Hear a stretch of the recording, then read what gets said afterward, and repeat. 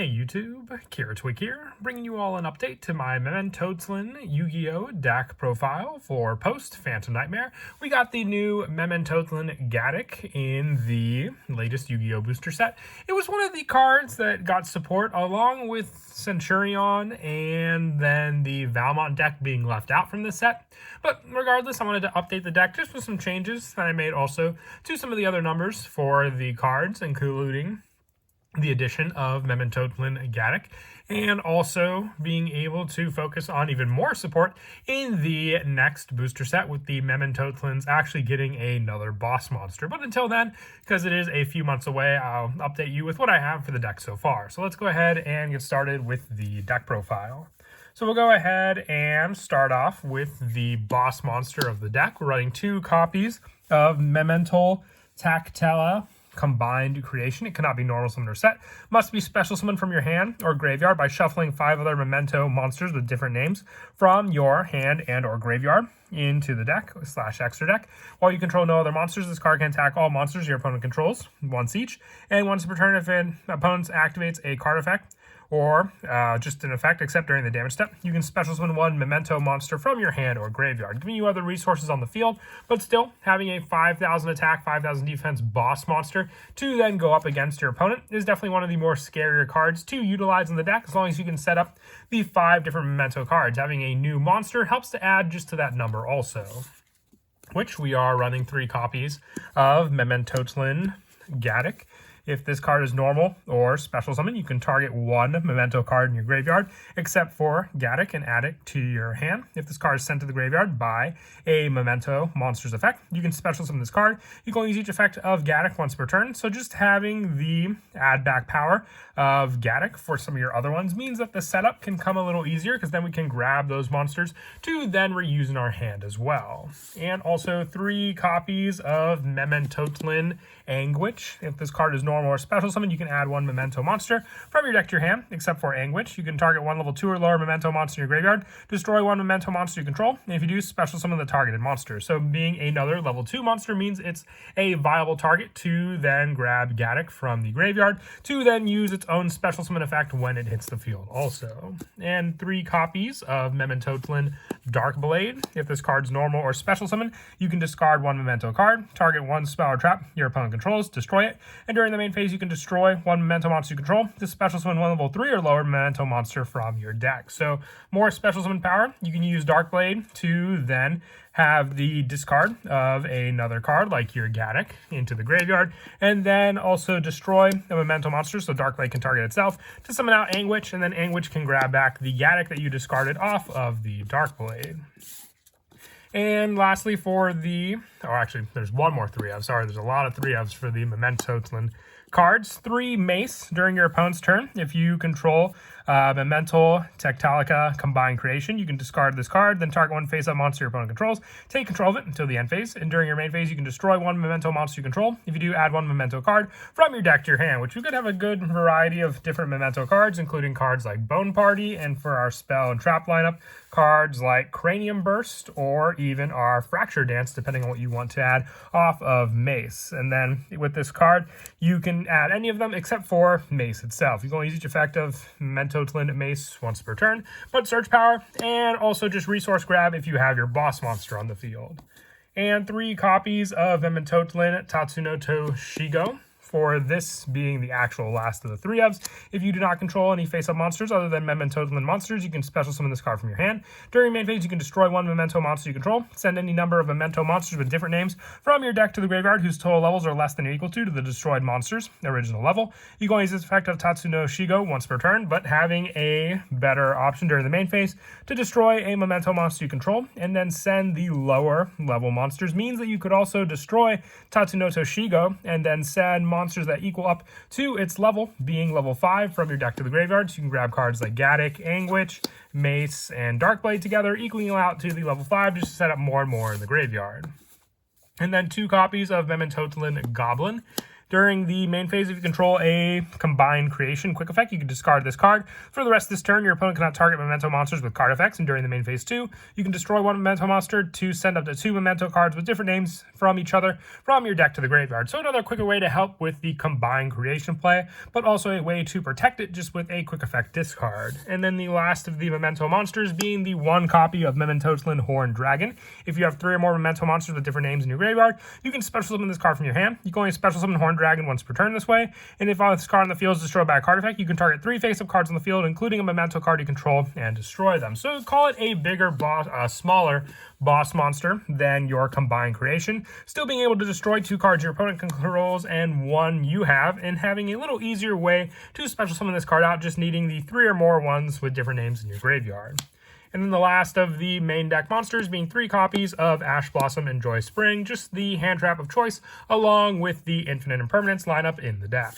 For the spells, we run 3 of the field spell, Mementotlan, with this card. All these are like crazy tongue twisters.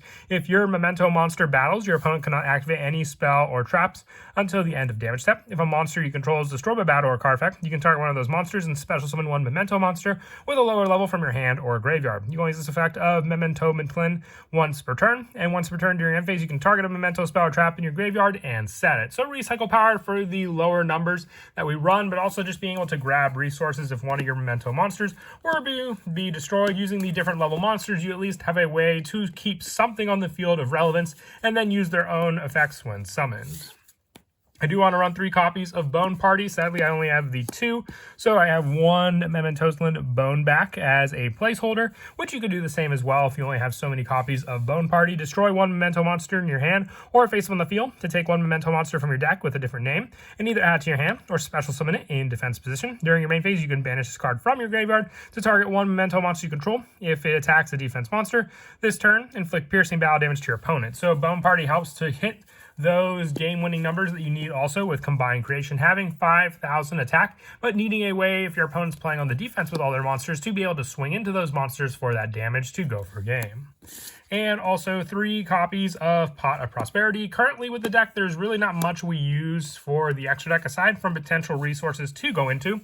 So the rest we can use as just banish costs to search out the proper cards we need for getting out our combined creation on the field in the form of Pot of Prosperity. With the last of the one-ofs for the spells being 1 copy of Terraforming and the 1 copy of Call by the Grave, just for more hand trap shutdown and searching out the very important field spell for the deck also.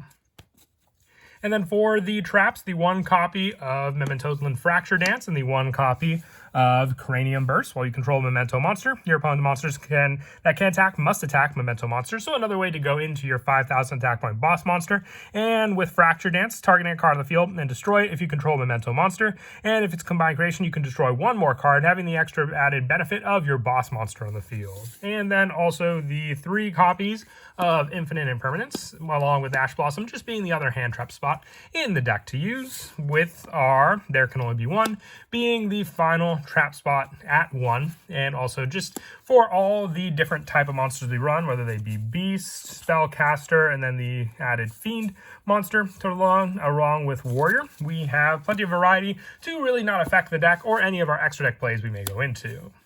Moving on now to the extra deck, we're running 1 copy of Lingaribo, the 1 copy of Salmongrade Almirage, and the 1 Relinquished Anima for some of the lower link monsters to go into, with our level 1 monsters in the form of our Mementotlan Goblin and our Mementotlan Mace, if need be. And also for the link 2s, 1 copy of Nightmare Phoenix, Barricade Board Blocker, Underclock Taker, SP Little Knight, Dark the Dark Charmer Gloomy, and the IP Masquerena. Once again, a variety with a good number of different types of monsters, but also just more resources to use for the Pot of Prosperity Banish. And for the higher link monsters, 1 copy of Nightmare Unicorn, 1 Blackluster Soldier, Soldier of Chaos, 1 Apollosa, and the 1 Access Code Talker also. And then the rest of the extra deck consists of the 1 copy of Typhoon Sky Crisis and the 1 Divine Arsenal Zeus to overlay on top of it if we use another monster with Typhoon, and then have the attack option to then overlay into Zeus afterwards. And then as for some of the go-to plays in the deck, as I said with Gaddock's setup, being able to target a memento card in our graveyard and just add it back to our hand for recycle power, we can use the search and setup power with cards like Bone Party, depending on the other monster that we got. We can then summon out with our starting card being Mementotlan Yugioh to add a memento monster from our deck to our hand. So then we have the option of destroying the additional monster on the field, but also using the special summon play of our Mementotlan monster in our graveyard to summon back onto the field as well, or add it back to our hand.